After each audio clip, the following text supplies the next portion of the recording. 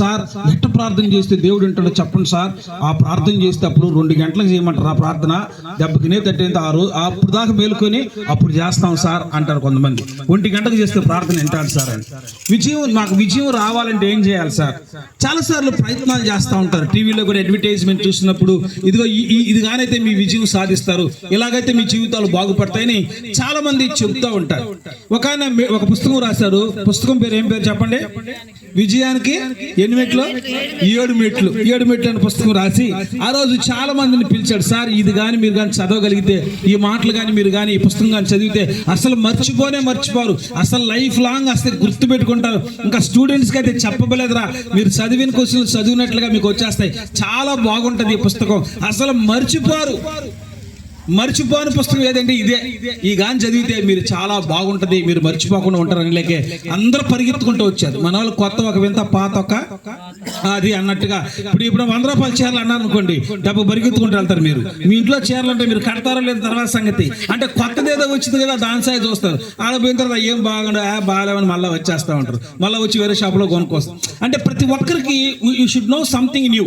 ఏదైనా కొత్తదిగా ఉండాలని మనం కోరుకుంటా ఉంటాం, తప్పేం కాదు. సరే, మొత్తానికి స్టూడెంట్స్ 10th క్లాస్ వాళ్ళు, ఇంటర్మీడియట్ వాళ్ళు, ఇంకా కొంతమంది గ్రూప్ 2 చదివే వాళ్ళు అందరూ వచ్చారు. ఉద్యోగస్తులు కూడా వచ్చారు. అన్ని మర్చిపోతున్నావు. మా ఆవిడ చూస్తే నువ్వు ఒరే అందగా అంటదా అందగా నువ్వు మతిమరుపోడా అంటుంది. ఈసారి బాగా గుర్తు పెట్టుకో ఉండాలా, మా ఆవిడతో నేను ఏగలేకపోతున్నానని ఈయన కూడా వచ్చారు. 10 రోజులు కూడా వచ్చారు కొంతమంది. వాళ్ళు ఒక్కొక్క సమస్యలు, ఒక్కొక్క ఇబ్బందులు. మొత్తానికి మర్చిపోవడం అనేది ఒక బుక్ లో నేను ఇంటర్మీడియట్ ఒక బుక్ ఒక లెసన్ ఉంది, ఫర్గెటింగ్ అని. మర్చిపోవడం అనేది నిజంగా ఆశీర్వాదం, అదృష్టం అంట. అంటే ఏదైనా మర్చిపోతే గానీ మనం కొన్ని విషయాలు మన జీవితంలో బ్యాడ్ థింగ్స్ తగ్గుతూ ఉంటాయి. అవి మర్చిపోతే గానీ మనం ప్రశాంతంగా ఉండలేము. కొంతమంది అది మర్చిపోరు, అయ్యే గుర్తుపెట్టుకొని వాడు నాశనం ఏది కాకుండా పక్కన కూడా నాశనం చేస్తుంటారు. హల్లెలూయా. విందాం ప్రియదేవుని బిడ్డలారా, మర్చిపోకుండా ఇట్లు అనే ఒక పుస్తకాన్ని రాశారు. విజయానికి 7 మెట్లు అనే పుస్తకం రాశాడు. అందరూ వచ్చారు. మొత్తం హోలీగా తప్పెట్లు, డ్రమ్ములు, డీజే బాక్సులు, లైటింగ్. అసలు ఎమ్మెల్యే గారు కూడా వస్తున్నారనమాట పుస్తకం ఓపెన్ చేయడానికి, రిబ్బన్ కటింగ్ చేయడానికి వస్తున్నారు. అందరూ హోలీగా ఉన్నారు. పుస్తకం అనుకుంటున్నారు అందరూ. సరే అండి, విజయానికి 7 మెట్లు ఈ పుస్తకం కానీ చదివితే మీరు అసలు మర్చిపోరు. మన మిస్టర్, ఆయన పేరు చెప్పకూడదులే, పలానా ఆయన పేరు రాశాడు, ఈయన రాశాడు పుస్తకం. ఇది అందరూ కొనుక్కోండి, స్టాల్లో దొరకద్ది. పుస్తకానికి ఈరోజు ఓపెనింగ్, రేపటి నుంచి పుస్తకాలు మీకు అందుబాటులో వస్తాయి, అందరు రండి అని చెప్పారు. సరే, మొత్తానికి అందరు రెడీ అయిపోయాక ఆయన అడుగుతారు, సార్ ఏం సార్ హడావిడి అంటే, ఒరే పుస్తకం మర్చిపోయాను రా అన్నాడు. మీకు అర్థం కలదు కదా. విజయానికి 7 మెట్లు పుస్తకం చదివితే చెప్పాడు, కానీ పుస్తకమే తేలా, ఆ బుక్ మర్చిపోకుండా ఉండడం ఎట్లా అనే పుస్తకాన్ని అసలు ఓపెన్ చేయడానికి రాకుండా మర్చిపోయాడు. ఒకసారి ఒక ఆయన, ప్రపంచంలో ధనవంతుడు ఎవరు ఇంతకుముందు అంతా, ఇప్పుడు మళ్ళీ కొంతమంది ఉన్నారులే మాస్కున్నాడు. ఇప్పుడు అంతకుముందు ఎవరు? బిల్ గేట్స్ వాళ్ళ ఫ్రెండ్ ఫోన్ చేశాడంట, బ్రదర్ నేను ఒక పుస్తకం రాశాను రా అని. ఏం పుస్తకం అంటే, ధనవంతుడు అవడం ఎలాగా, ధనవంతుడు ఎలా అవ్వాలి, ఈజీగా ధనవంతుడు అవడం ఎలా, how to earn the money, ఎలా డబ్బులు సంపాదించాలనే పుస్తకం రాశాడంట. అయితే అవునా, అట్లయితే ఆ పుస్తకం నాకు అడిగారంటే ఆ పుస్తకం ముద్రించడానికి డబ్బులు కావాలరా అన్నాడంట. హల్లెలూయా. అంటే చాలా సార్లు మనం సఫలం అవడానికి చాలా ప్రయత్నాలు చేస్తాం కానీ, but many times we are trying, but many times we are failed. మనం ట్రై చేస్తాం కానీ మనం ఏం చేస్తామంటే అట్లా ఫెయిల్ అయిపోతా వస్తాం. అయితే నా దేవుడు అంటున్నాడు, దేవుడు నిన్ను సఫలపరిచే దేవుడు మన దేవుడు. హల్లెలూయా. చెప్పండి, ఎవరైనా సఫలం చేసే దేవుడు. చాలా సార్లు మనం ఓడిపోయినప్పుడు, ఓటమి అంచుల్లో మనం ఉంటున్నప్పుడు మన దేవుడు మనల్ని ఏం చేస్తాడంటే విజయ తీరాలకు నడిపించే దేవుడుగా ఉంటాడు. ఒకవేళ మన జీవితాల్లో చాలా సార్లు ప్రార్థన చేసి అలసిపోయినటువంటి పరిస్థితులు ఉంటే, ఈ ప్రార్థనకు జవాబు రాలేదనుకుంటా ఉంటే, నా దేవుని సన్నిధిలో నేను చెప్తున్నాను, నీ ప్రార్థనలన్నీ కూడా ఆయన ఏం చేస్తాడంట చెప్పండి, మానక వింటాడు. ఆయన ప్రతి ప్రార్థన మీరు వింటాడు. చాలా మంది ఒక పిచ్చి డౌట్, సార్ ఎలా ప్రార్థన చేస్తే వింటాడు సార్, పెద్దగా ప్రార్థన చేస్తే వింటాడా, డీజే బాక్స్ చేయమంటారా, మీరు చేస్తున్నారు కదా హల్లెలూయా అంటే హల్లెలూయా, స్తోత్రం, ఆమేన్ అంటే ఆమేన్, యేసుప్రభు అంటే 3 సార్లు కనిపిస్తే కానీ ఆయన కనపడరా, హల్లెలూయా. ఎందుకంటే ఇది కొంచెం ఎఫెక్టివ్ గా బాగుంటుందని అంతే. మైకి పెట్టుకున్న ఆయన కానీ చేస్తే సార్ ప్రార్థన దెబ్బకింటారు దేవుడు అన్నాడు అనుకోండి, ఎవడన్నా వాడిని ఏమంటారు, వాడికి అర్థం కాలేదని దేవుడు ఇంకా. హల్లెలూయా. చూడండి, మన దేవుడు ఎవరంటే సఫలం చేసేటువంటి దేవుడు, మన జీవితాల్లో సఫలం చేసే దేవుడు. చాలా విషయాల్లో మనం ఫెయిల్యూర్ అయిపోతున్నటువంటి పరిస్థితుల మధ్య ఉన్నప్పుడు దేవుని దగ్గరికి వెళ్తే దేవుడు మనల్ని విజయ తీరాలకు నడిపిస్తాడు. చూడండి, దేవుని యొక్క వాక్యంలో మనం గమనించగలిగితే 2వ దినవృత్తాంతాల గ్రంథం 15వ అధ్యాయం 7వ వాక్యాన్ని ఒకసారి మనం చదువుకుందాం. Let us read the book of 2nd Chronicles chapter 15 and 7th verse. మీరు బలహీనులు కాక అదిగో ధైర్యము వహించుడి, మీ కార్యములన్నీ కూడా సఫలమవుతాయి. ప్రార్థన చేయించిన మా తండ్రి, ప్రార్థించుకోండి అందరు. దేవా మీకు వందనాలు స్తోత్రాలు చెల్లిస్తున్నాం. ఇదిగో తండ్రి, ఈ యొక్క రాత్రి కాలమందు నీ బిడ్డలు దూర సమీప ప్రాంతాల్లో నీ సన్నిధికి వచ్చారు నాయన. వారితో మీరు మాట్లాడండి, బలపరచండి, ఆశీర్వదించండి, దీవించి సహాయం చేయమని మీరే నీ బిడ్డలతో బలపరిచి కనికరం చూపమని యేసు నామములో ప్రార్థించి అడిగి వేడుకొనుచున్నాము తండ్రి. చెప్దాం ఆమేన్. వాక్యములో మనం గమనిస్తే పరిశుద్ధాత్మ దేవుడు మాట్లాడుతున్నాడు. మీరు ఎలా అవద్దు, బలహీనులు అవ్వద్దు. చెప్పండి, ఏమైపోవద్దు? బలహీనులు అయిపోకూడదు. కొంతమంది ప్రతిదానికి బలహీనలు, అప్పుడే ఏడుస్తారు, అప్పుడే నవ్వుతారు, అప్పుడే బలహీనలు అయిపోతారు, అప్పుడే శక్తి వచ్చినట్టు. దేవుని బిడ్డలు బలం కలిగిన వారుగా ఉండాలి, దేవుని బిడ్డలు శక్తి కలిగిన వారుగా ఉండాలి. అందుకనే పరిశుద్ధాత్మ దేవుడు మాట్లాడుతున్నాడు, మీరు బలహీనులు కావద్దు. ఏం చేస్తారు మీరు బలహీనులు కాకుండా? ధైర్యం తెచ్చుకోండి. దేవుడు మీ కార్యములన్నీ చెప్పండి ఏం చేస్తాడు? ఇరగదీస్తాడా?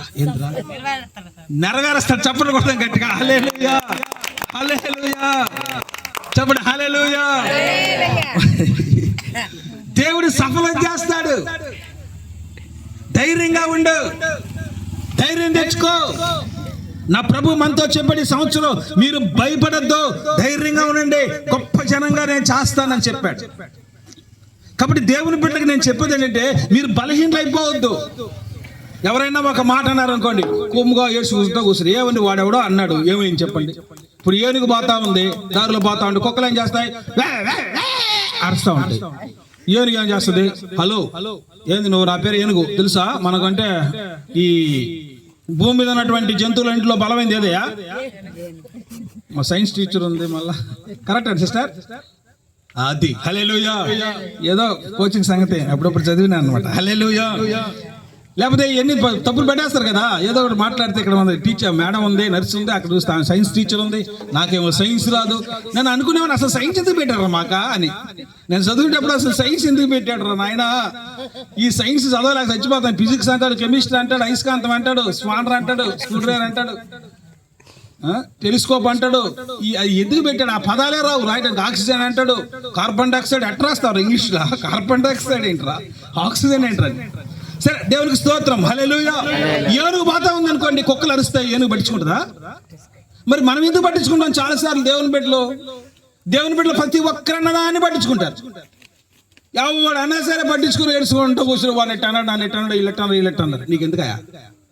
మీరు బలహీనులు కావద్దని ప్రభు చెప్తున్నాడు. హల్లెలూయా. నేను మీ కార్యాలను సఫలం చేస్తా. ఈ దేవుని యొక్క వాక్యములో చూస్తే ఆశ అనేటువంటి ఒక ఆయన ఉన్నాడు. చెప్పండి, ఎవరైనా ఆయన పేరు? ఆశ. 14వ అధ్యాయం మీరు చదివితే, ఏలనారంభించినప్పుడు దేవుని యందు భయభక్తులు కలిగిన వాడుగానే ఉండేవాడు. రాను భక్తి పోయింది ఆయనకి. చాలా మంది మొదట్లో భలే భక్తిగా ఉంటారు. సార్ చెప్పండి సార్, ఎక్కడన్నా ప్రార్థన పెట్టండి సార్ అంటుంటారు. ఒక అతను ఫోన్ చేసి, సార్ సంక్రాంతికి ప్రార్థన పెట్టండి సార్ అంటున్నాడు. ఆయన సంక్రాంతికి ప్రార్థన ఎందుకు లేరా? వాళ్ళు ఏదో ప్రార్థన చేసుకుంటారు, చేసుకొని మళ్ళీ ఖాళీగా ఉన్నాం సార్, ప్రార్థన పెడితే చూస్తుంది.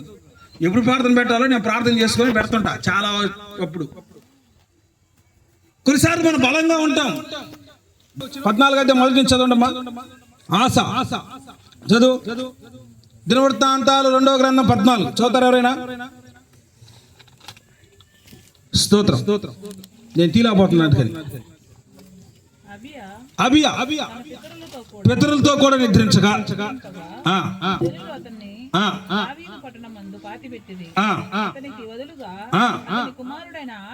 ఆసా రాజాయను ఇతని దినములలో దేశము 10 సంవత్సరాలు ఎలా ఉంది? అబ్బా, నెమ్మదిగా ఉంది. ఎందుకని? ఇల్లు నెమ్మదిగా ఉంటుంది, కొన్ని ఇల్లు ప్రశాంతంగా ఉంటుంది. ఎందుకని? కొన్ని ఇల్లు చూస్తుంటే అవి అసలు నరకానికి సంబంధించిన ఆనవాళ్ళు కనిపిస్తుంటాయి. మీరు మర్చిపోకూడదు, కుటుంబమే పరలోకం. పరలోకంకి వెళ్తే నేను అక్కడ చాక్లెట్లు తింటాను అనగాకు, కుటుంబమే పరలోకం. అటైతే పరలోకం వద్దు సార్. కాదండి, కుటుంబంలో నువ్వు సమాధానంగా ఉండాలా, సంతోషంగా ఉండాలా, కుటుంబం ఆహ్లాదకరంగా ఉండాలా. కొన్ని కుటుంబాలు మనం చూస్తే ఎక్కడ లేని సమస్యలన్నీ అక్కడే ఉంటాయి, ప్రపంచంలో లేని సమస్యలన్నీ అక్కడే ఉంటాయి. కాబట్టి ఈ ఆశ ఏలన ఆరంభించినప్పుడు 10 సంవత్సరాలు దేశం ఎలా ఉందంట? నెమ్మదిగా ఉంది. ఎందుకుంది నెమ్మదిగా? మనం కూడా నెమ్మదిగా ఉండాలంటే ఎలా ఉండాలి? ఎందుకంటే నెమ్మదిగా చదువు సార్, ఎందుకుందంటే అంత నెమ్మదిగా? మాకేమో నెమ్మది లేదు. ఆశ దేవుడైన యెహోవా దృష్టికి అనుకూలముగాను యథార్థముగాను నడిచిన వాడై యథార్థంగా నడుచుకుంటున్నాడు, దేవునికి అనుకూలంగా నడుచుకుంటున్నాడు కనుక దేశం సంతోషంగా ఉంది. ఒక వ్యక్తి ఎప్పుడైతే దేవునికి అనుకూలంగా ఉంటాడో, యథార్థంగా ఉంటాడో, అతను బాగుండడమే కాదు, అతని కుటుంబం కూడా బాగుంటుంది. అతను ఎక్కడుంటే అక్కడ అంతా బాగానే ఉంటది, సమాధానంగా ఉంటది. ఇప్పుడు అతను కానీ ఒకవేళ నేను దేవునికి వ్యతిరేకంగా నడుచుకుంటే నా కుటుంబం సమాధానంగా ఉంటుంది. అది సమస్య. నేను దేశాన్ని ఉద్ధరించే తర్వాత సంగతి, ముందు నా కుటుంబం బాగుండదు. ఆశ ఏలన ఆరంభించినప్పుడు దేవునికి అనుకూలంగా నడుచుకుంటున్నాడు కనుక, యథార్థంగా నడుచుకుంటున్నాడు కనుక కుటుంబం ఎలా ఉందంట? సరే, దేశం ఎలా ఉందంట? 10 సంవత్సరాలు నెమ్మదిగా ఉంది. మరి ఇక్కడ ఎందుకు ఎంత బలహీనుడు అయిపోయాడు? ఈ 14వ ఉద్యోగం వచ్చేటప్పటికి చదువు, నేను అక్కడ చదవండి, మళ్ళా 15 మళ్ళీ చదవండి, 17 నుంచి చదువమ్మా, 7వ వచనం చదువు. బలహీనులు కాక ధైర్యం వహించుడి, మీ కార్యము సఫలమగును.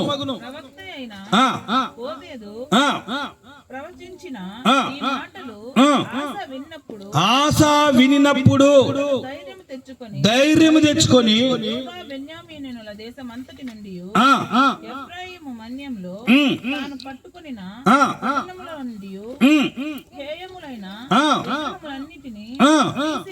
హల్లెలూయా. ఎందుకని ధైర్యం పోయి కొట్టుకున్నాడు?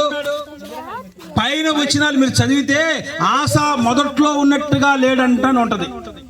ఫస్ట్ లో బాగానే ఉన్నాడు పాపం. ఆశ ప్రార్థన రావడం, ప్రార్థన చేసుకోవడం, మళ్ళా బావడం, ప్రార్థన రావడం, ప్రార్థన చేసుకోవడం, బావడం, ప్రశాంతంగా ఉన్నాడు.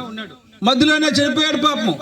మధ్యలోనే ఇబ్బందులు తెచ్చుకున్నాడు, మధ్యలోనే సమస్యలు తెచ్చుకున్నాడు, మధ్యలో రకరకాల పరిస్థితుల మధ్య నడిపించబడ్డాడు కనుక ఆశ జీవితం ఏమైపోయిందంటే గందరగోళం అయిపోయింది. అందుకే అంటాడు దేవుడు, మీరు బలహీనులు కావద్దు, ధైర్యం వహించండి. కొంచెం ముందుకు జరుపుకోండి.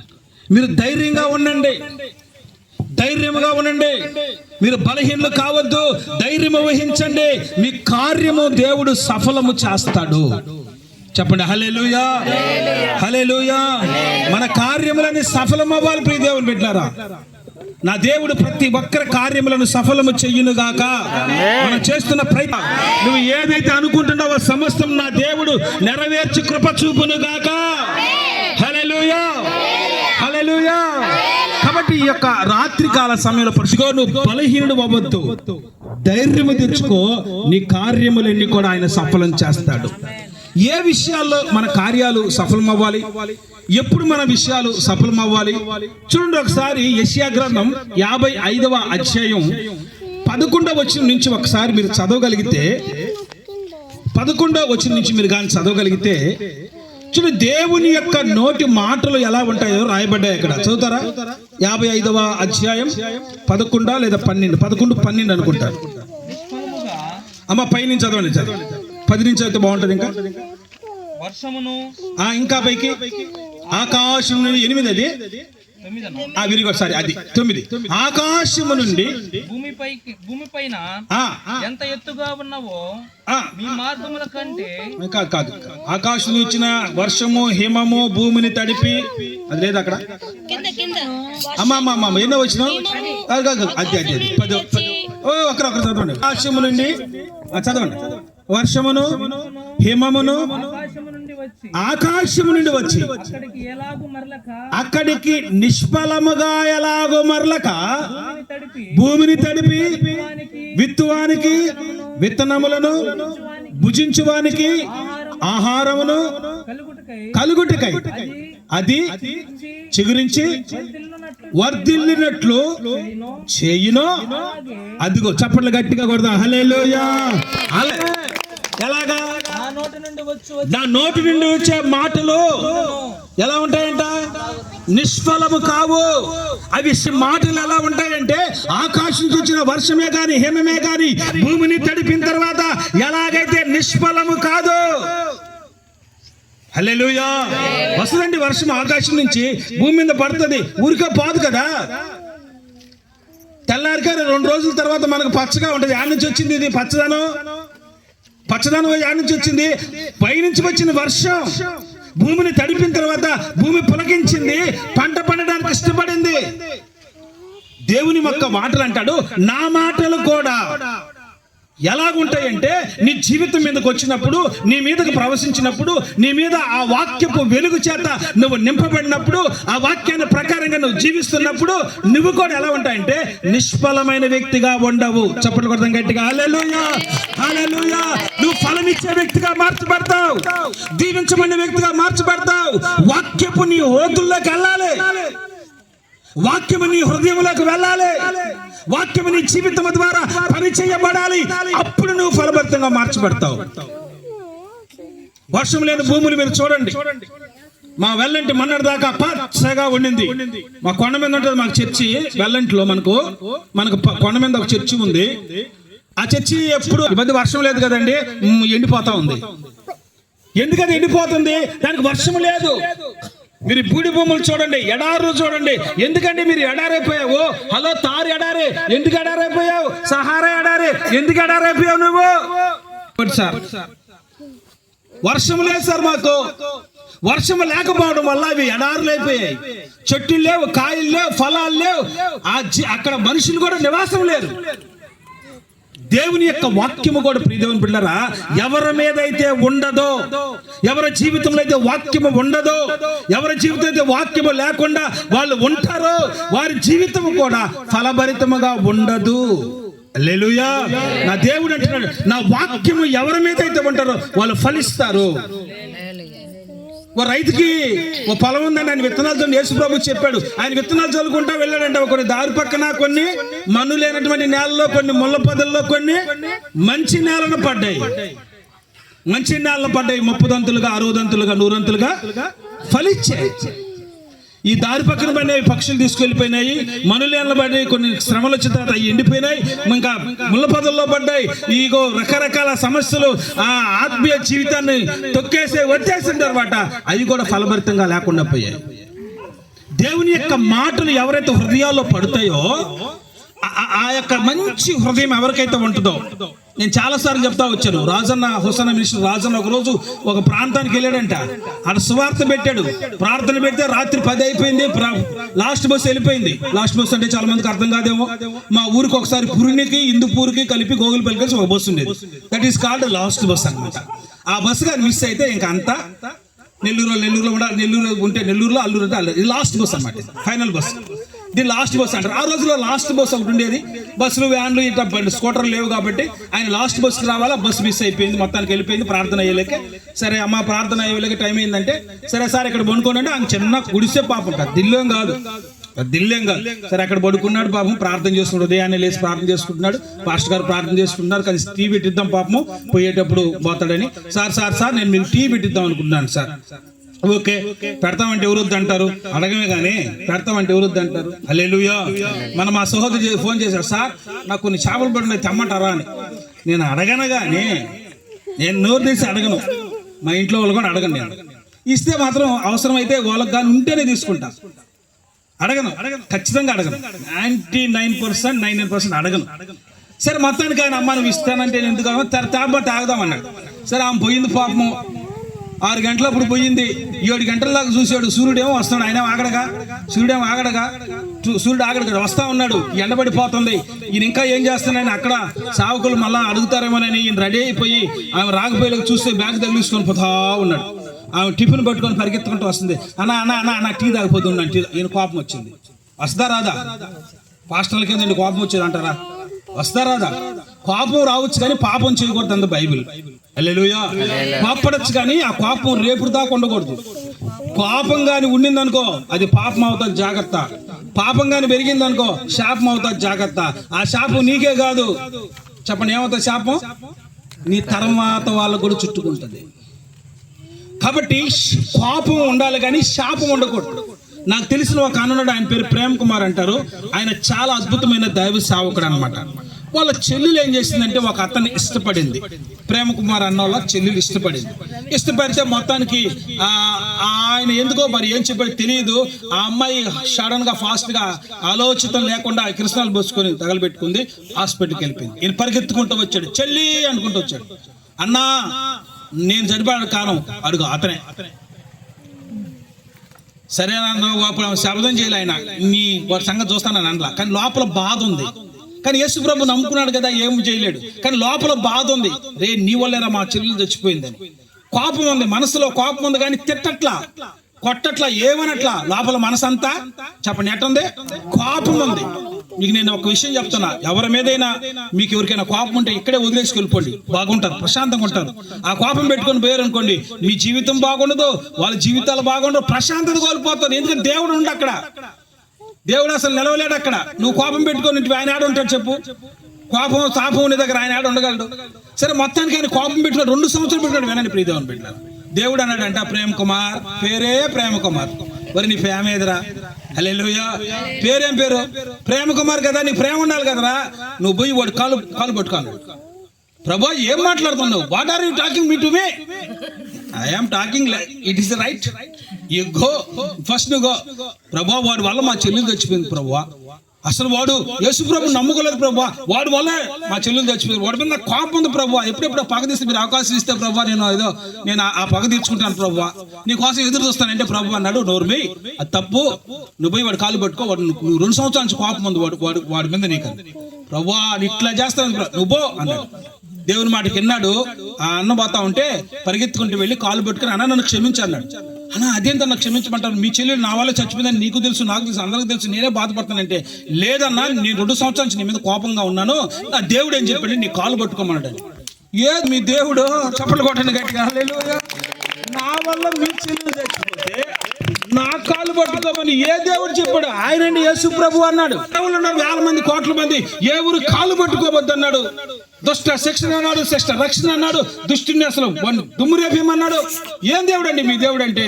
ఆయనే నజరేయుడు యేసు, పాపులు క్షమించే దేవుడు, పాపుల కొరకు ప్రాణం పెట్టిన దేవుడు, రక్తం కార్చిన దేవుడు, నీ కొరకు నా కొరకు కూడా ప్రాణం పెట్టినవాడు ఆయనే అన్నాడు.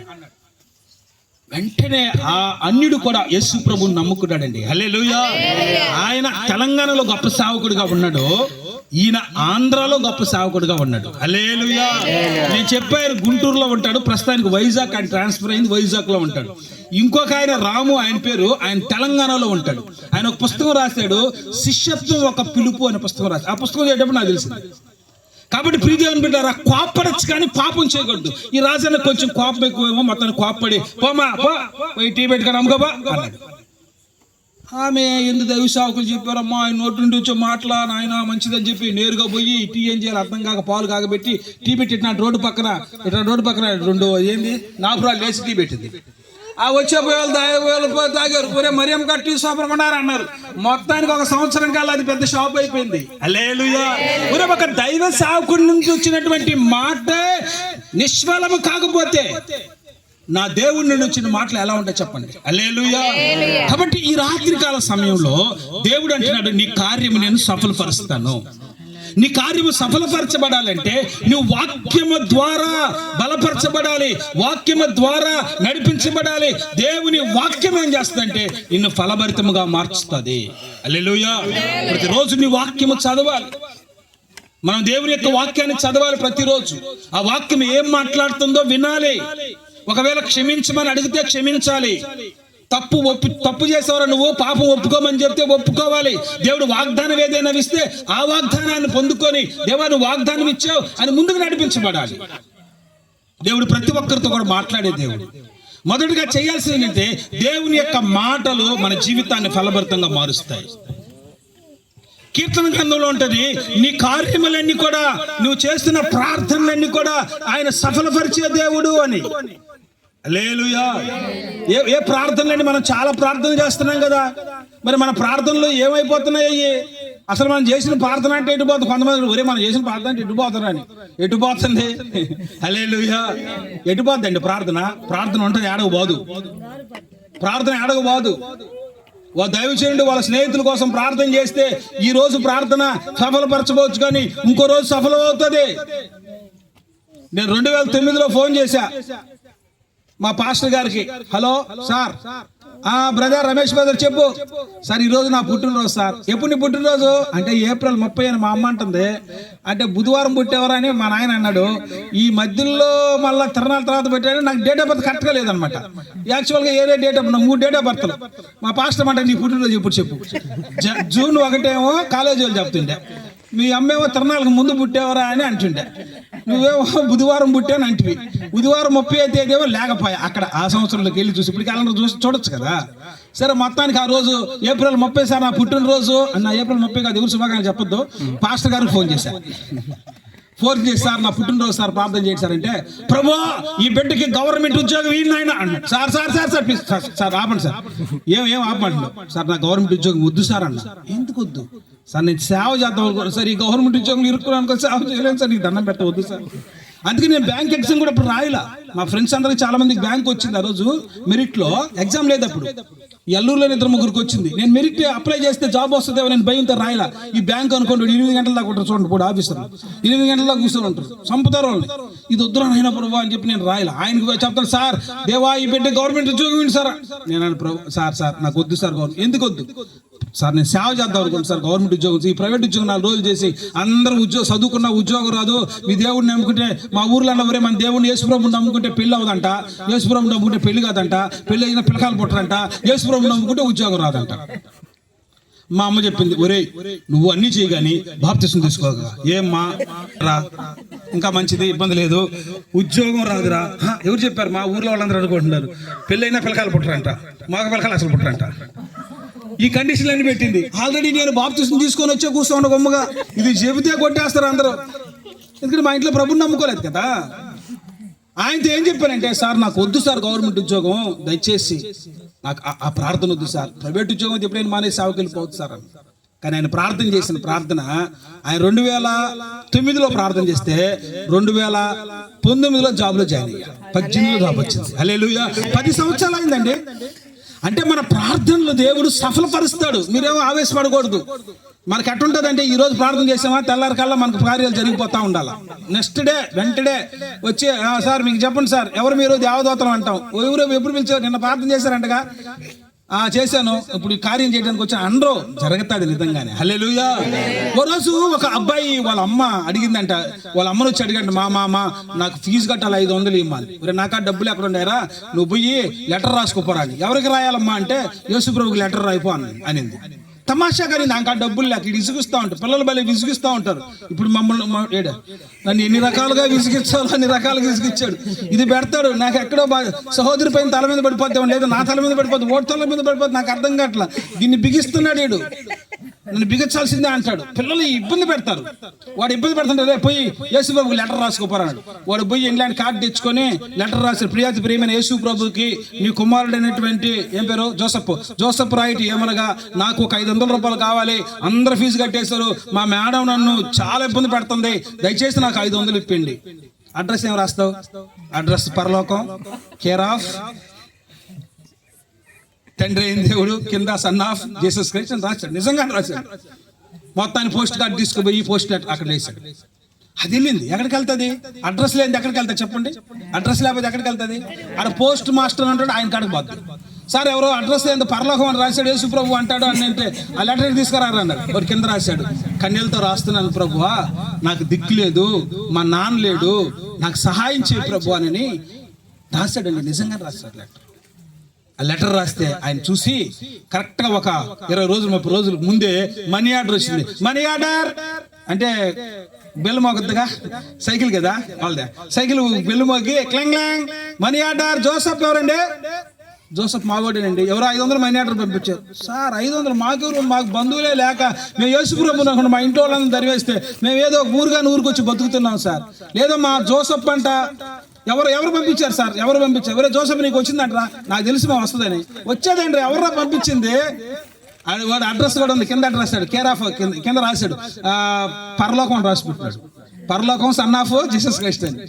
సార్ ఇదంతా కరెక్ట్ కాదు సార్. యేసు ప్రభు అట్టిస్తాడు దేవుడు సహాయం, అట్టిస్తాడు ఆ దేవుడు. ఇప్పుడు మీరు ప్రార్థన చేస్తున్న దేవుడు ఎవరి ద్వారా చేస్తాడు? అది కట్ల వాన కురిపించడు నీకు. మనకు చాలా ఇష్టం ఉంటుంది, ప్రభువా నేను దారిలో పోతా ఉంటాను ప్రభువా ఒక కట్ట అంటే నీ ప్రార్థన కోసం ఏదో కూడా బాగొట్టుకోవాలా. మన ప్రార్థన ఎంత బాగుంటుంది. వాడు పెళ్లికో హాస్పిటల్కో తీసుకుపోయి డబ్బులు కట్ట ఆడ పడిపోతే నీకు దేవునికి స్తోత్రాలు చెప్పి ఇక్కడ మళ్ళా సాక్ష్యాలు చెప్పుకుంటావు. హల్లెలూయా. దేవుడు ఎప్పుడు అటు ఆశీర్వదించడండి, ఎవరొక ద్వారా నీకు సహాయం చేస్తాడు తప్ప ఇట్లా కట్ల కురిపించే ప్రోగ్రామ్ ఏముండదు. సరే మొత్తానికి వాళ్ళ అమ్మ మంచిది, పాపం వాళ్ళ అమ్మ మంచిది. మీ డబ్బులు ఈ కాదు, పోయి పోస్ట్ మాస్టర్ని అడుగుదాం పద. పోస్ట్ మాస్టర్ గారు నమస్తే సార్, మా ఓళ్ళు లెటర్ రాసిన మాట నిజమే సార్, కానీ పరలోకం నుంచి డబ్బులు రావు సార్, ఎట్టొచ్చేస్తారు ఈ డబ్బులు, ఈ మా డబ్బులు కాదు సార్ అన్నాడు. అనింది పాప. ఆయన పిలిచి అమ్మా నిజమే, ఈ డబ్బులు మాత్రం పరలోకం నుంచి రాలేదు కానీ నేనే పంపించానమ్మా ఈ డబ్బులు. హల్లెలూయా. మీ కుమారుడు యొక్క లెటర్ చూసి మన దేవుడు ఎవడంటే ప్రార్థనలను సఫలం చేసే దేవుడు ఆయన. నీ ప్రార్థనలన్నీ సఫలం చేసే దేవుడు ఆయన. నువ్వు ఎలాంటి పరిస్థితుల మధ్యలోకి వచ్చి తండ్రి అని నువ్వు అడిగితే ఆయన ప్రార్థన వినే దేవుడు ఆయన. చూడండి యెర్మీయా గ్రంథంలో చూడండి 31వ అధ్యాయం 9వ వాక్యం ఏమని చూడండి. వాళ్ళు ఏడ్చుచూ వచ్చెదరు, వాళ్ళు నన్ను ప్రార్థిస్తూ ఉండగా నేను వారిని నడిపిస్తానని ప్రభు చెప్తాడు. చదవండి ఒకసారి బుక్ ఆఫ్ యెర్మీయా గ్రంథం చూడండి ఒకసారి. యెర్మీయా గ్రంథం 31:9 చూడండి అమ్మా. 31:9 చూడండి. ఎలా వస్తారంటే వచ్చేటప్పుడు ఏడ్చుచూ వచ్చేదరు, వాళ్ళు నన్ను ప్రార్థిస్తూ ఉండగా. చప్పట్లు కొడదాం గట్టిగా హల్లెలూయా. నేను వారిని నడిపిస్తాను. నేను తండ్రిని కానా, ఎఫ్రాయిము నా జ్యేష్ఠ కుమారుడు కాడా అంటే నా బిడ్డలు ప్రార్థన చేస్తే నేనేనా అని అర్థం. నేను వింటాను. వచ్చేటప్పుడు ఎట్ట వస్తారంటే వాళ్ళు దేవుని మందిరానికి ఎన్ని కన్నీళ్ళు. నేను ఒకే ప్రార్థిస్తాను, ప్రభువా నీ మందిరానికి ఎవరు ఏ కన్నీళ్ళ మధ్యలో వస్తారో, ఏ కష్టాల మధ్యలో వస్తారో, ఏ బాధల మధ్యలో వస్తారో, ఏ ఇబ్బందుల మధ్యలో వస్తారో వాటన్నిటి నుంచి నీ ప్రజలను విడిపించండి నాయన. హల్లెలూయా. ఎందుకంటే దేవుని మందిరానికి వెళ్ళేది మాకు అలవాటు సార్. శశి బాబు మా నాయన ఒప్పుకోడు అందుక. నీ కన్నీళ్ళు తొడవబడేటువంటి పరిస్థితి ఇక్కడ. హల్లెలూయా. దేవుని సన్నిధికి మనం వెళ్తున్నప్పుడు ఒక భారంతో లేదా ఒక బాధ్యతతో దేవుని ఆరాధించాలా, స్తుతించాలా, ఎన్నో సమస్యలు ఉన్నా కూడా దేవుని ఆరాధించాలి ప్రభు అని వస్తే, నువ్వు ఏడ్చుతూ వస్తే పోయేటప్పుడు సంతోషంతో పోతావని వాక్యం ఉంది. హల్లెలూయా. నీ ప్రార్థన ఏమనుంది అక్కడ? వాళ్ళు ప్రార్థిస్తూ ఉండగా. చెప్పండి ఏంటంటే ఏ ప్రార్థన? ప్రార్థిస్తూ ఉండగా. ఇంగ్లీష్ లో అయితే సింపుల్ ప్రజెంట్ పర్ఫెక్ట్ కంటిన్యూవర్ టెన్స్ లో ఉంటది అనమాట. చెప్పండి ఏది ఎట్లా ఉంటది? సింపుల్ ప్రజెంట్ పర్ఫెక్ట్ కంటిన్యూ అంటే గతంలో జరిగింది, ఇప్పుడు జరుగుతుంది, రేపు కూడా చెప్పాలా దాన్ని. అంటే ప్రార్థన ఎలా ఉండాలంటే నిన్న చేసి ఉంటావు, ఈ రోజు చేస్తావు, రేపు ఈ రోజు ఆదివారం అనే బైబిల్ తీశాను సార్, ప్రార్థన చేసుకున్నాను సార్, రేపటి నుంచి మళ్ళా ఆదివారమే తీస్తాను అనకూడదు. మనం ప్రార్థన అనేది రోజు జరిగే ప్రక్రియ. హల్లెలూయా. చాలా మంది క్రిస్మస్ లేదా గుడ్ ఫ్రైడే లేదంటే మీటింగ్స్ లేదంటే ఆదివారం కాదు ప్రియదేవుని బిడ్డలారా, వినండి. దేవుని సన్నిధిలో ప్రార్థిస్తూ ఉండగా వాళ్ళ ప్రార్థనలన్నీ దేవుడు సఫలం చేసి వాళ్ళని నడిపిస్తాను అంటున్నాడు దేవుడు. హల్లెలూయా. నువ్వు ప్రార్థిస్తూ ఉండగా, ప్రార్థన అనేది ఆగిపోయే పరిస్థితి కాదు, ప్రార్థిస్తూనే ఉండాలి. ఈ మధ్య ఒక సహోదరుడు సాక్ష్యం చెప్పాడు. అతను పెద్ద రౌడీ అనమాట, విజయవాడలో భయంకరమైన రౌడీ. ఆయన సాక్ష్యం ఎలా అంటే, సార్ నన్ను అందరూ కొట్టిన గాయాలైపోయినాయి, నా చొక్కా తీసి చూడండి అనేవాడు. అలాంటి వ్యక్తిని వాళ్ళ అమ్మ ఒకే చెప్పింది, ప్రార్థన చేస్తా ఉన్నింది అంతే. హల్లెలూయా. వాళ్ళమ్మ ఎంత ప్రార్థన చేస్తున్నాడు, వీడు ఇంకా దుర్మార్గంగా ప్రవర్తిస్తున్నాడు. వాళ్ళమ్మ ఒకటే ప్రార్థన, ఒకటే ప్రార్థన, ఒకటే ప్రార్థన. సెయింట్ అగస్టిన్ ఏమన్నాడు అగస్టిన్? అయ్యా మా అమ్మ కన్నీటి ప్రార్థనలో నేను ఆ ప్రవాహంలో కొట్టుకొని యేసయ్య పాదాల దగ్గరకు వచ్చానన్నాడు. చప్పట్లు కొడదాం గట్టిగా హల్లెలూయా. హల్లెలూయా. ఈ రోజు స్కాట్లాండ్ దేశం, ఇంగ్లాండ్ దేశం క్రైస్తవ దేశాలను పిలుస్తున్నాం మనం. Once upon a time that countries are not a Christian countries, but now it is a Christian countries. How? Saint Augustine అనేటువంటి సేవకుడు ఆ దేశాల్లో సేవ చేస్తున్న దానివల్ల ఆ దేశాలని క్రైస్తవ దేశాలై ఒకప్పుడు భయంకరమైన పాపి వాళ్ళమ్మ ప్రార్థన ద్వారా, వాళ్ళమ్మ కన్నీటి ప్రార్థనలో ప్రభు పాదాల దగ్గర కొట్టుకొచ్చినటువంటి ఒక వ్యక్తి ఆయన. నా ప్రియమైన దేవుని బిడ్డలారా, ఆయన అన్నాడు, విజయవాడకు వచ్చిన ఆయన వాళ్ళమ్మ ప్రార్థన చేస్తూనే ఉందండి, ఇంకేమీ చేయాల. వాడికి చెప్పను కూడా చెప్పలా. ఒరే మారు మనసు పొందరా, రే బాప్తిజం తీసుకోరా. ఇప్పుడు అన్నావు అనుకో, రే బాప్తిజం తీసుకో, ప్యాంట్ తీస్తావా, చొక్కాలు తీస్తావా, సైకిల్ తీస్తావా. నాకు అర్థం కాదు. 10th క్లాస్ పాస్ అయితే నీకు సైకిల్ తీస్తే ఎవరికి ఆదాయం, ఎవరికి ఆదాయం నాకు అర్థం కాదు. ఇప్పుడు నేను 10th క్లాస్ పాస్ అయ్యాను, ఎవరికండి ఆదాయం? మా అమ్మకా మా నాయనకా? చెప్పండి ఎవరికి ఆదాయం? మరి వాడికి సైకిల్ తీసి ఇచ్చేయాలా? వాడికి బైక్ తీస్తావా, ఫోన్ తీస్తావా, పెద్ద ఫోను ఎందుకో మూతిపడి రాళ్ళు కొట్టుకోవటానికి. హల్లెలూయా. వినండి ప్రియదేవుని, మన ప్రార్థనలు దేవుడు సఫలం చేసే దేవుడు. ఎలాంటి పరిస్థితుల్లో మధ్యలో మనం వచ్చినా దేవుడు అంట మన ప్రార్థనలు విని, మన కన్నీటిని విని, మన ప్రార్థనలన్నీ కూడా ఆయన సఫలం చేసే దేవుడు. ఒక ఆవిడ వచ్చిందండి దేవుని మందిరానికి. ఆమె పేరు హన్నా, మీ అందరికి తెలిసిందే. హన్నా ప్రార్థనా సన్నిధికి వచ్చి ప్రార్థన చేసుకుంటా కూర్చుంది. దేవుని మందిరానికి వచ్చినప్పుడు అలా సంవత్సరానికి ఒకసారి ఆమెకు ఏడుపు తప్ప మరొకటి లేదు. కన్నీళ్ళే అన్నపానాలుగా జీవిస్తా ఉంది. ఆ రోజు కూడా వచ్చి ఏడుస్తా ఉన్నప్పుడు దైవసేవకుడు వచ్చాడు. దైవసేవకుడు వచ్చి, ఏమ్మా ఇంకా పొద్దుపోకముందే తాగొచ్చావా అన్నాడు. వినండి, ఏమన్నాడు? తాగొచ్చావా అన్నాడు. కోపం వస్తుందా రాదండి? అడిగింది ఎవరిని? వినాలి మీరు, అడిగింది ఎవరిని? బ్రదర్నా సిస్టర్స్నా? ఉండరా, వదులుతాలే ఉండు. హల్లెలూయా. బ్రదర్నా సిస్టర్నా? ఒక సిస్టర్ని ఎట్లా అడుగుతాడు పాస్టరు? నువ్వు పాస్టరా బోస్టరా నాకు అర్థం కాదు. తాగి వచ్చింది ఎట్లా అడుగుతావు? అడుగుతున్నాడండి, నువ్వు తాగొచ్చావా? అయినా సాయంకాలం అవ్వలేదు కదా అంటాడు. అంటే టైం ఉందన్నమాట సాయంకాలం. ఇప్పుడు చూడండి ఎంత పద్ధతితో తాగుబోతులు. ఆ మధ్య కరోనాలో లైన్ వాళ్ళకి ఎంత పద్ధతి అనమాట. ఇప్పుడు అందరూ చూసేటట్టు తాగుతున్నారు రోడ్ల మీద అని వాళ్ళకి సపరేట్గా షట్టర్లు. నేను వచ్చేటప్పుడు అందరూ చూసేటప్పుడు తాగేవాళ్ళు ఇప్పుడు అంతా కర్టన్స్ కట్టేస్తారు అనమాట. వాళ్ళు కూడా చాలా పద్ధతిగా తాగుతున్నారు. వాళ్ళు కూడా చూడకుండా కళ్ళు మూసుకొని తాగుతారు. ఈయన అడిగాడండి, అవును పాపం, ఏమో తాగొచ్చేవా అన్నాడండి. కానీ ఏం బాధపడలేదండి. సార్ నా సమస్య నీకు తెలియదు సార్, నాకు పిల్లలు లేరు సార్, మా ఊర్లో వాళ్ళందరూ ఆడిపోసుకుంటున్నారు సార్, మా చెల్లెలు చూస్తే ఆడిపోసుకుంటుంది సార్, నాకు ఒక్క బిడ్డనిస్తే చాలు సార్. ఏం చేస్తావు ఒక్క బిడ్డనిస్తే? హల్లెలూయా. మనకు వచ్చిన ఒక్క బిడ్డనిస్తే ఈయన్ని పెంచి, రే మీ చిన్నమ్మని నన్ను బలి తిట్టిందిరా రే, వాళ్ళు ఎవరు ఉండకూడదు. మన పరిస్థితి ఎలా ఉంటుంది? మన బిడ్డలకి ఏం చెప్తామండి? ఏం చెప్తాం చెప్పండి? ప్రేమను గురించి చెప్పగలమా? ఆప్యాయతను గురించి చెప్తావా? అనురాగాన్ని గురించి చెప్తావా? క్షమించడం గురించి చెప్తావా? మర్చిపోవడం గురించి చెప్పగలవా? వాళ్ళ అమ్మనింది, నా ఒక్క బిడ్డ పుడితే నా బిడ్డను సేవకిస్తాను సార్ అని.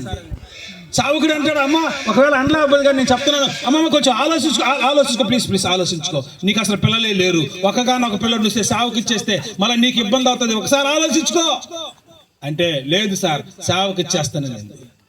అప్పుడు సావుకుడు అంటాడు, నీకు వచ్చే సంవత్సరం మగ పిల్లడు పుడతాడు పో. నేను చెప్పడం గట్టిగా ప్రార్థన నా దేవుడు ఆ రోజే విన్నాడు. మరి సంవత్సరం వచ్చి చేసిన ప్రార్థన ఎందుకంటలేదు ప్రభువా? దేవుని బిడ్డలారా, మన ప్రార్థన దేవుడు సఫలం చేసే దేవుడు. మన ప్రార్థనలు దేవుడు చేసుకుంది.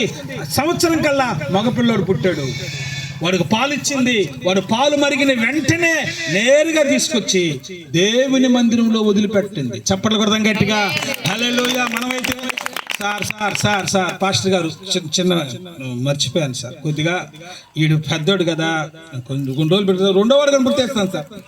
ఒక పాస్టర్ చెప్పాడు, ఒక ఆయన పెట్ట, ప్రభా ఈరోజు మీటింగ్ జరుగుతుంది నాయన, ఆ చేప మొదటి చేప పడితే మీ సేవకారని గాలం వేశాడు. పెద్ద చేప పడి పోయి లాగిపోతాడు. దేవా స్తోత్రం ప్రభా, ఇంత పెద్ద చేప పడింది. ఎందుకని ప్రార్థన కన్నాడుగా, దాన్ని తీసుకొని పక్కన పెట్టుకొని, ప్రభా సారీ ఈ రెండో చేప పెడితే నీ సేవకని చెప్పి మళ్ళా గాలం వేశాడు. ఆ గాలం వేసిన ఈ చేప మళ్ళీ నేలలో పడింది. కొంతమంది నిర్ణయాలు ఉంటాయి, నాయన మీకు దండం పెడతా, దేవుడికే అంటారా, మళ్ళీ వెనక్కి వెళ్ళిపోతా ఉంటారు. అసలు ఎవరు నిర్ణయం తీసుకోమన్నాడు మిమ్మల్ని? దేవుడు అడిగాడా? ఒకవేళ నువ్వు తీసుకుంటే నిర్ణయం దాన్ని నెరవేర్చేటట్టుగా ఉండేటట్టే తీసుకో, లేకపోతే ఎందుకు అనవసరం కదా. ఈమె నిర్ణయం తీసుకుందండి, తీసుకొచ్చి దేవుని సన్నిధిలో వదిలేసింది. నేను ఎందుకు ఇన్ని విషయాలు చెప్తానంటే, మన ప్రార్థన దేవుడు ఏం చేస్తాడంట? సఫలం చేస్తాడు. మరి ఎందుకని చాలాసార్లు మన ప్రార్థనలు సఫలం కావట్లేదో ఒకసారి చూడండి. ఎక్కడ ప్రాబ్లమ్స్ ఉన్నాయో చూడండి, ఎందుకు ప్రాబ్లం ఉందో చూడండి, ఎందుకు ఇబ్బంది ఉందో చూడండి, ఎక్కడ సమస్య ఉందో చూడండి. మన ప్రార్థనలు నెరవేర్చబడకపోవడానికి గల కారణం ఎవరండి? యెషయా గ్రంథంలో ఏముంది? మీ పాపములు నాకు అడ్డుగా ఉన్నాయి. మా వెల్లంట్లో తెలుసు కదా, మందిరంలో ఉంది. ఈరోజు ఒక సాక్ష్యం చెప్పింది. అందరూ నిన్న పోయినసారి ఫోన్ చేశా, అమ్మ మన వాళ్ళు అంతా ఉన్నారా, వస్తున్నారు బ్రదర్స్ అని అంటే, సార్ ఇక్కడ ఎవ్వరు లేరు సార్, మేము కూడా మేకలకి వెళ్ళిపోతున్నాం సార్ అంటే అక్కడ 10 మంది వస్తారు ఎగ్జాక్ట్గా. వాళ్ళు ఎవరు లేరు, అందరూ ఉన్నారనమాట. ఆమెకు తెలియదు పాపం. చెప్పేసింది, మేము ఎవరల్లా మీరు వెళ్ళినా ప్రార్థన చేసుకుని, మీ వరకన్నా ప్రార్థన చేసుకొని చెప్పా. వాళ్ళు వెళ్ళి ప్రార్థన చేసుకున్నారంట. ఈ పోయి కూరగాయలు కొండలు 800లో పోయి 300 ఉంటే 500 కనపడాల. ఆమె ఒక మాట చెప్పింది. అది చాలా ఏడుస్తూ, సార్ నేను దేవుని ఎదుట తప్పు చేస్తేనేమో నన్ను దేవుని దగ్గర కన్నీళ్లు గార్చింది. వీళ్ళందరూ ఉన్నారు లేరు అనుకున్నాను సార్, అందరూ ఉన్నారు లేరు అనుకున్నానని కన్నీళ్లు గార్చి ప్రార్థన చేసిందంట. నేను తప్పు చేస్తాను దేవా, నేను తప్పు చేశాను ప్రభు అని నేను చేసింది. నిజంగా తప్పు చేయలేపం. చాలా మంచి ఆవిడ, మా సంఘ పెద్ద అక్కడ, వాళ్ళ కుటుంబం చాలా మంచి ఆవిడ అన్నమాట. 3వ రోజు పోయి చూస్తుంటే మళ్ళా కూరగాయలు కొందామని చూస్తే 500 రూపాయల కాగితం కై నుంచి కింద పడింది. హల్లెలూయా. ఎందుకంటే దేవుడు మన ప్రార్థన వింటాడు. ప్రియదేవుని పెట్టారా, దేవుడు మనం చేస్తున్నటువంటి ప్రార్థన వింటున్నాడన్న సంగతి మనం మర్చిపోకూడదు. కాబట్టి ఈ రాత్రి కాల సమయంలో దేవుడు మాట్లాడుతూ వస్తున్నాడు. నీ కార్యము నేనేం చేస్తానంట, సఫలము చేస్తాను. 2 విషయాలు మాత్రం చెప్పగలిగినాను. ఆయన వాక్యము కానీ నీ మీదకి వస్తే నీ కార్యము సఫలమవుతుంది. నీ ప్రార్థన, ఎన్ని ప్రార్థనలు అయితే చేస్తున్నావో ఆ ప్రార్థనలన్నీ కూడా సఫలమవుతాయి. ప్రియదేవుని బిడ్డలారా, కానీ విఫలం అవడానికి ఒక కారణం ఉంది. మన పాపాలు ఆయనకు అడ్డుగా వస్తాయి. మనం ఎప్పుడైనా ఒకటి చెయ్యాలి. మనకేదైనా సమస్యలు ఎక్కువ వస్తున్నాయి, అడ్డుగా వస్తున్నాయి, కష్టంగా ఉంటుంది అనిపిస్తే ఒకటే చేయాలి. నేనైతే ఒకటి చేస్తా, ప్రభువా నేను ఎక్కడో తప్పు చేస్తుంటా, నాకు తెలుసు, నేనే చిన్నవాడిని కాదు, ఏడో తప్పిపోయి ఉంటా నన్ను క్షమించు ప్రభువా. ఎక్కడ తప్పిపోయినా నాకు అర్థం కావట్లా, ఎక్కడ తప్పిపోయింటే చూపించిన ఆయన, ఒకవేళ తప్పిపోయింది నన్ను సరిచేయను ఆయన, నన్ను క్షమించు ప్రభువా అని నేనైతే ప్రార్థిస్తాను. నువ్వు ఏ ఆస్తి వచ్చావో నాకు తెలియదు, ఏ కోరికతో వచ్చావో నాకు తెలియదు, ఏ ఉద్దేశంతో వచ్చావో తెలియదు, కానీ నా దేవుడు నీ కార్యము నెరవేర్చబోతున్నాడు. హల్లెలూయా.